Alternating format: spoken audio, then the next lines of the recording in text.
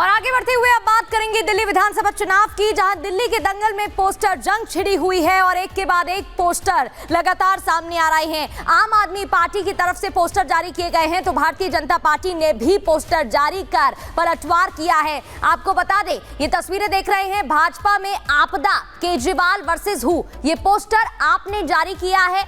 इसके अलावा आपको बता दें, भारतीय जनता पार्टी ने भी पोस्टर जारी किया। दो तस्वीर, पहले बीजेपी का पोस्टर आप देख रहे हैं जहां दिल्ली का लुटेरा लिखा गया है और दूसरी ओर आपने जो पोस्टर जारी किया है उसमें लिखा है भाजपा में आपदा, केजरीवाल वर्सेस हु। चेहरे को लेकर एक बार फिर से यहां पर घेरने की कोशिश की है तो भारतीय जनता पार्टी ने भी कई मुद्दे, शीश महल का मुद्दा हो या फिर भ्रष्टाचार का मुद्दा हो, इन पोस्टर्स के जरिए उजागर करने की कोशिश की है।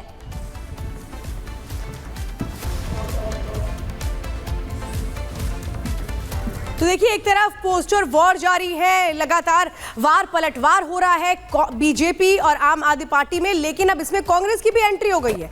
कांग्रेस केजरीवाल को ड्रामेबाज करार दे रही है, यानी क्या एक तरह से कहें भ्रष्टाचार के इर्द गिर्द ये चुनाव रहने वाला है दिल्ली का। एक रिपोर्ट दिखाते हैं।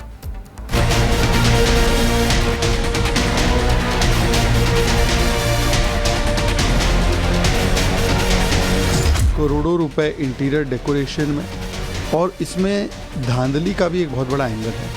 तो अब केजरीवाल जी को ही बताना चाहिए जमुना साफ हुआ कि नहीं हुआ। केजरीवाल जी के पास एक्साइज के लोग आते थे ना, अब वो हलवा लेके तो आएंगे नहीं, ना वो आपको पोड़ी खिलाएंगे, वो आपको दारू पिलाएंगे। दिल्ली में सियासी रात, तेज जुबानी वार,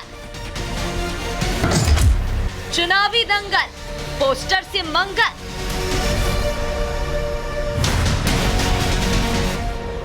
दिल्ली चुनाव की रणभेरी बजने वाली है।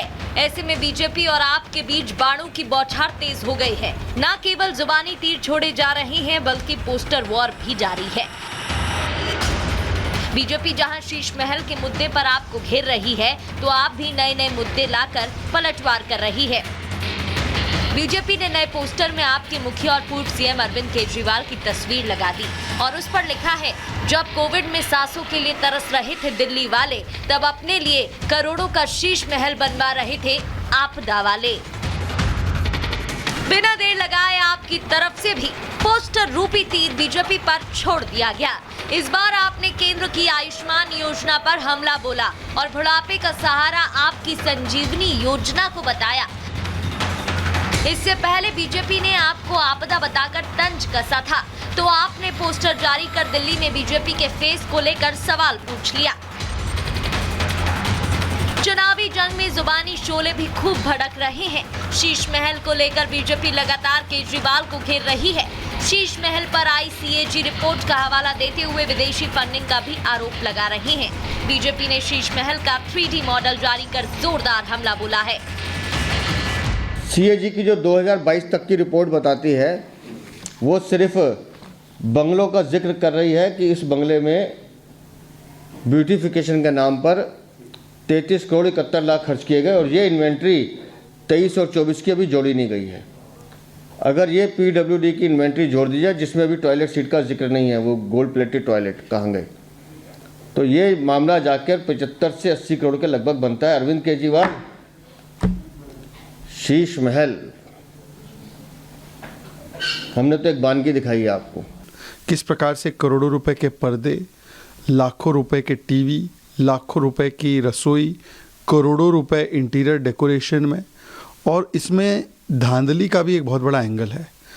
ये सारी रिपोर्टें सामने तो आ गई, पर जो पार्टी पारदर्शिता के बड़े कसीदे गाती थी अन्ना हजारे के आंदोलन में, आज पारदर्शिता मेंटेन रखने के लिए क्यों ना अरविंद केजरीवाल के इस शीश महल को सार्वजनिक किया जाए और जनता दर्शन के लिए खोल दिया जाए।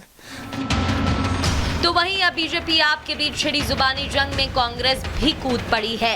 लोकसभा चुनाव में केजरीवाल को साथी बताने वाले कांग्रेसी अब उन्हें ड्रामेबाज, घोटालेबाज बता रहे हैं। अरविंद केजरीवाल जी के पास एक्साइज के लोग आते थे ना, अब वो हलवा लेके तो आएंगे नहीं, ना वो आपको पोड़ी खिलाएंगे, वो आपको दारू पिलाएंगे। अरविंद केजरीवाल जी ने कहा मैं गली गली पानी के नल खोलूंगा, उन्होंने हर गली शराब का ठेका खोल दिया। जो व्यक्ति लाजपत नगर 1C ब्लॉक में गुरुद्वारे और मंदिर के पास में शराब का ठेका खोल सकता है, जो व्यक्ति कालकागढ़ी गांव के नीम चौक के सामने शराब का ठेका खोल सकता है। तो दिखाइए ना, उसको किसी लोगों से प्यार नहीं है, वो व्यक्ति अपने स्वार्थ के लिए कुछ भी कर सकता है। और उसी व्यक्ति, क्योंकि जिस प्रकार के कंटेंट के साथ हम आए हैं, यह कोई छोटा विषय नहीं है। सीएजी की रिपोर्ट आई है, दिल्ली की सरकार किस प्रकार काम कर रही है, अरविंद केजरीवाल जी की सरकार के कामों का मुआयना controller and auditor general CAG उन्होंने किया है और वो रिपोर्ट आज पब्लिक हुई है, अखबारों में भी छपी है, मीडिया में भी विषय चल रहा है। और याद रखिए, जब मैं सीएजी का रिपोर्ट कहता हूं तो उन दिनों को याद करिए, 2012-13, उस समय यही अरविंद केजरीवाल जी थे जो रोज शाम को सीएजी का रिपोर्ट लेकर बैठते थे और इस पर प्रेस कॉन्फ्रेंस करके सीएजी के रिपोर्ट पर ही इनकी पहली सरकार शीला दीक्षित के खिलाफ, कांग्रेस पार्टी के खिलाफ दिल्ली में बनी थी। तो स्वाभाविक रूप से सीएजी कितना महत्वपूर्ण है और उसके रिपोर्ट का क्या महत्व है, वो अरविंद केजरीवाल जी समझते होंगे, ऐसा मेरा मानना है। सबसे पहले तो अनेकों विषयों पर सीएजी ने फोकस किया है, मगर सबसे महत्वपूर्ण विषय शीश महल है, उनका खुद का घर है। जो लोग कहते थे कुछ नहीं लेंगे, सरकारी बंगला नहीं लेंगे, घर नहीं लेंगे, गाड़ी नहीं लेंगे, किस प्रकार से दोनों हाथों से उन्होंने बटोरा है, किस प्रकार से करप्शन किया है, उसका काला चिट्ठा सीएजी के रिपोर्ट में आता है। अब ये अरविंद केजरीवाल जी, उनका जो डेजिग्नेटेड घर है उसका एड्रेस है 6 फ्लैग स्टाफ रोड, आप सभी जानते हैं। अब ये फ्लैग स्टाफ रोड कोई आज का मकान नहीं है, जैसे यहाँ एमपीज के मकान होते हैं, सारे एमपी मिनिस्टर इत्यादि रहते हैं, ये पुराने जमाने के मकान हैं। कभी कभी इनमें रिनोवेशन होता है, रिनोवेशन होने के बाद ये रहने लायक बनते हैं, एक स्वाभाविक प्रक्रिया होती है।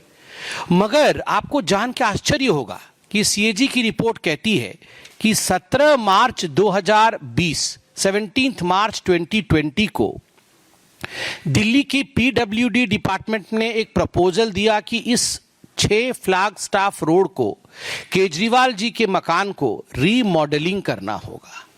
और ये रीमॉडलिंग कोई छोटा मोटा काम नहीं होगा, ये पूरा डेमोलिश करके, एक सिंगल स्टोरी बिल्डिंग थी ये, उसको पूरा डेमोलिश करना होगा और उसके ऊपर एक एडिशनल स्टोरी बिल्डिंग बना करके एक और मंजिल ऐड करना होगा और बड़े रूप से इस मकान को बनाना होगा।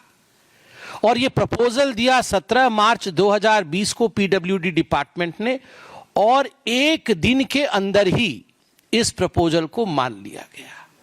विश्व में मुझे लगता है कहीं भी ऐसा नहीं हुआ होगा कि प्रपोजल आज दिया गया और आज ही मान लिया गया है, तुरंत मान लिया गया।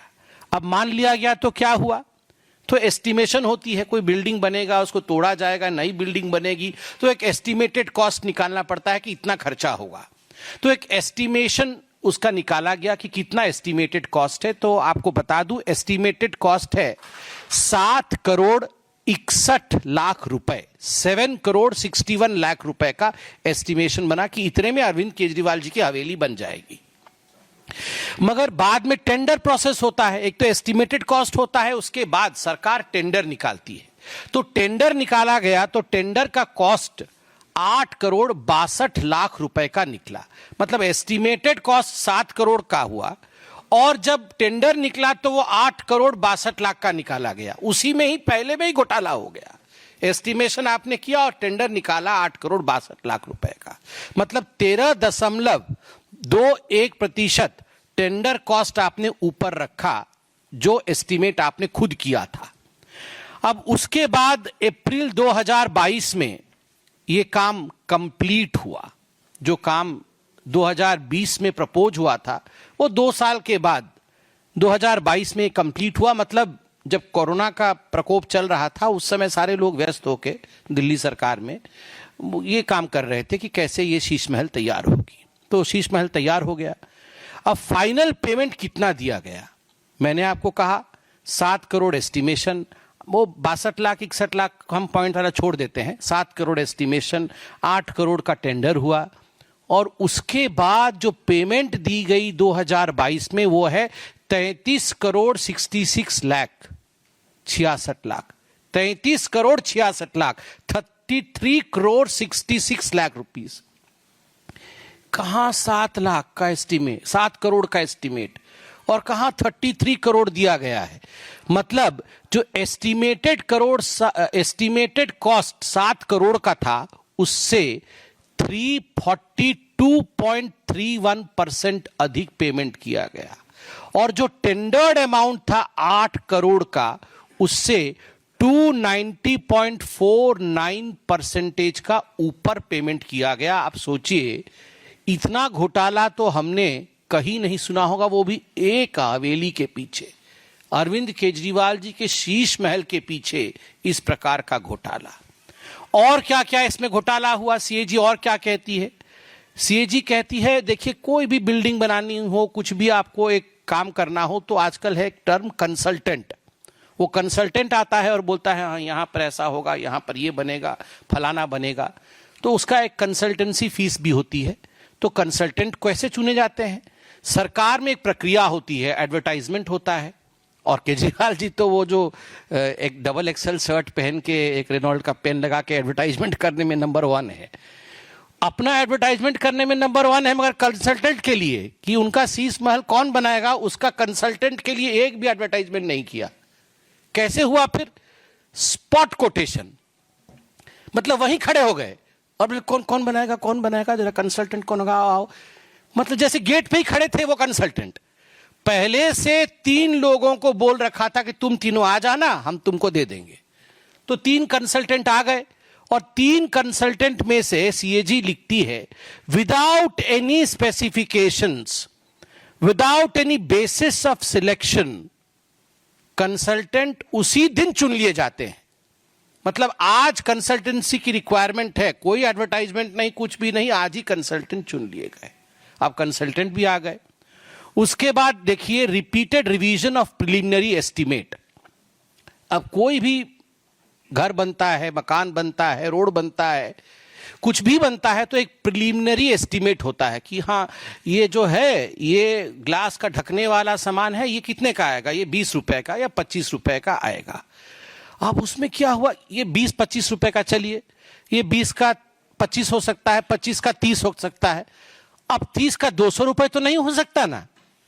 तो ये रिपीटेड एस्टीमेट, हर तीसरे चौथे दिन इनका एस्टीमेट बदलता गया, जो इन्होंने एस्टीमेट दिया था। और उसके पीछे सीएजी कहती है, no justification for payment to the consultants and PWD increased buildup area. सबसे पहले तो एस्टीमेट होता है कि घर का हम कितने एरिया में घर बनाएंगे। हम सब जानते हैं कि इतने स्क्वायर मीटर में हम घर बनाएंगे, कि इतने स्क्वायर फुट में हम घर बनाएंगे। तो पहले एस्टीमेट हुआ था, प्रिलिमिनरी एस्टीमेट हुआ था कि बिल्डअप एरिया रहेगा 1397 स्क्वायर फुट का। 1397 स्क्वायर फुट में हम बिल्डअप एरिया रखेंगे।